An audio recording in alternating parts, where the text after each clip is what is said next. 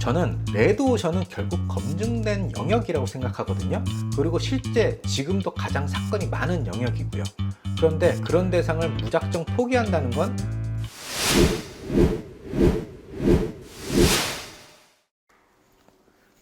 안녕하세요. 다른 업종은 하지 않는 변호사 홍보만 8년차 시크마케터 조사장입니다. 오늘 주제는 함께 생각해보면 어떨까 하는 주제로 선정을 해봤습니다. 이 아저씨가 어디다 약을 팔어? 어떤 주제냐면 과연 법률 마케팅에서 블루오션을 찾는 게 답일까? 라는 주제인데요. 그럼 바로 시작하겠습니다.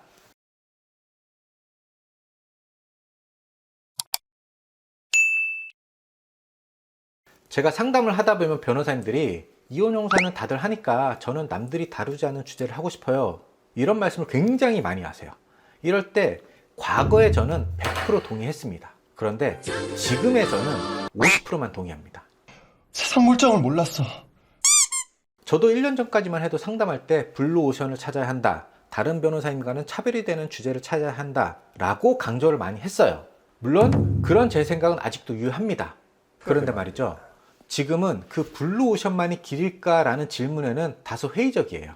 실제로 이런 남들이 하지 않는 영역에 관심을 갖는 변호사님들이 종종 계신데 그분들의 공통적인 의견은 성과가 별로 없다는 거예요. 그 이유를 추측해보면 우선 첫 번째는 관련 대상자가 굉장히 좁습니다. 사건이 될 만한 케이스가 절대적으로 부족한 거죠. 두 번째는 설령 그 영역에 사건이 있더라도 변호사님이 고객에게 어필할 만한 컨텐츠가 부족하거나 마지막으로 해당 영역이 내가 하려는 홍보 방식과 맞는지 분석이 결여되어 있기 때문입니다. 예를 들어서 지재권을 한다라고 하면 지재권과 가사나 민사 형사 사건의 양을 비교하면 어떨까요? 당연히 지재권이 훨씬 적겠죠. 결국 대상자가 적다는 건 그만큼 확률이 떨어지게 되는 거죠. 그리고 요즘 마약 사건이 많으니 나는 마약에 집중하겠다. 그런데 마약 사건은 개인 변호사님보다는 대형 로펌이 훨씬 더 유리합니다. 왜인지는 말씀 안 드려도 다들 아실 거예요. 실제로 변호사님들도 인정하시고요. 이처럼 법률에서 블루오션은 진입장벽이 아직까지 높습니다. 그럼 광고가 난무하는 레드오션을 하는 게 맞냐? 일단 지금 이 순간을 기준으로 마케터의 입장에서는 그렇다고 말씀드릴게요. 저는 레드오션은 결국 검증된 영역이라고 생각하거든요. 그리고 실제 지금도 가장 사건이 많은 영역이고요. 그런데 그런 대상을 무작정 포기한다는 건 말이 되는 소리를 해!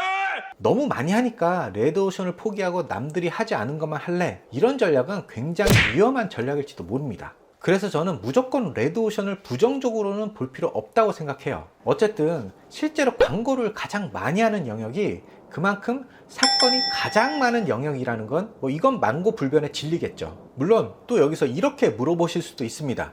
무조건 레드오션에 올인하는 것이 정답이냐? 그건 이렇게 말씀드리고 싶은데요. 장기적인 측면에선 분명히 자신만의 특별한 영역을 구축하는 것은 매우 중요합니다. 그런데 그것이 무조건 블루오션이어야만 하는 건 아니라는 거예요. 레드오션 영역에서도 자신만의 색과 브랜드를 만들어갈 수 있을 테니까요. 실제로 이혼이나 형사에서도 충분히 브랜드를 잘 만들어서 운영하신 분들이 많이 계시죠.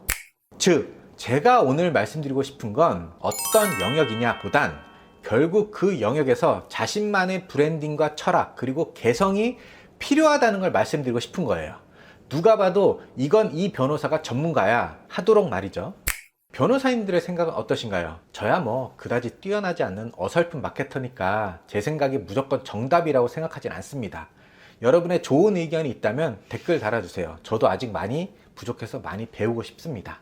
지금까지 잘 모르면서 아는 척하고 있는 C급 마케터 조사장이었습니다. 그래도 저는 항상 변호사님들을 진심을 다해 응원하고 있습니다. 감사합니다.